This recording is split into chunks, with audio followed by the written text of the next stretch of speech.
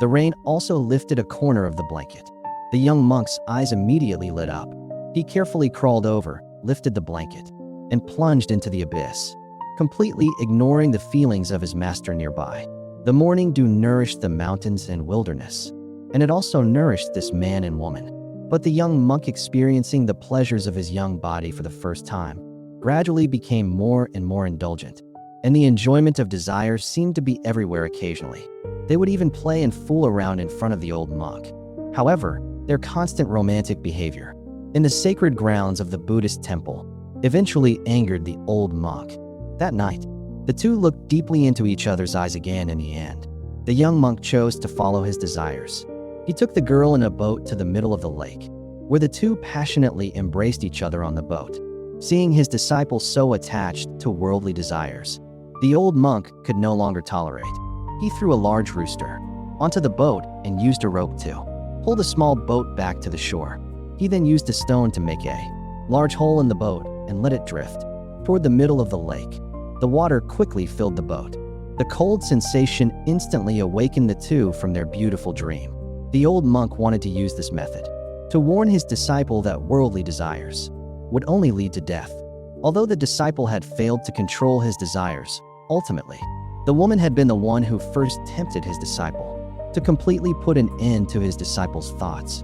The old monk sent the woman away, perhaps without the source. Worldly desires would disappear, but after breaking his vows, the young monk could no longer adapt to the strict rules of the temple. After experiencing the joy of love, how could an ordinary person possibly let go of it? Even though the old monk sent the woman away, he could not drive away the demons in his disciple's heart. One night, after tossing and turning restlessly, the young monk decided to abandon the master he had followed in his years of cultivation. Before leaving, he also took a Buddha statue with him. He wanted to continue his spiritual practice in the secular world. After bidding farewell to his master, he eventually resolutely descended the mountain in search of the girl from his dreams. In fact, the old monk had already foreseen all of this.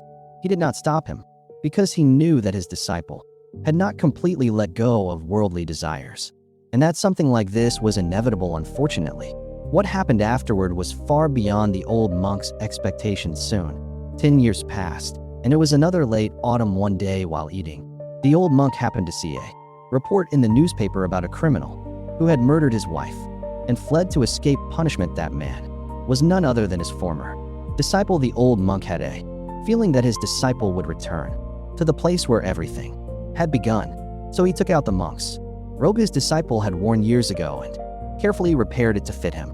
Sure enough, with nowhere else to go, the disciple eventually returned to the temple. Unfortunately, things had changed. The young monk, who had once been innocent and inexperienced, was no longer the same. His face now carried a trace of cruelty and ruthlessness, while his expression was filled with guilt when he saw his master again. The master did not hold his disciple's sudden departure against him. Instead, he personally rowed a small boat to welcome him.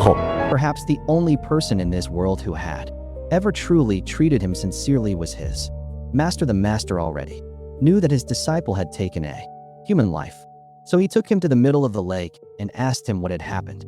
The young monk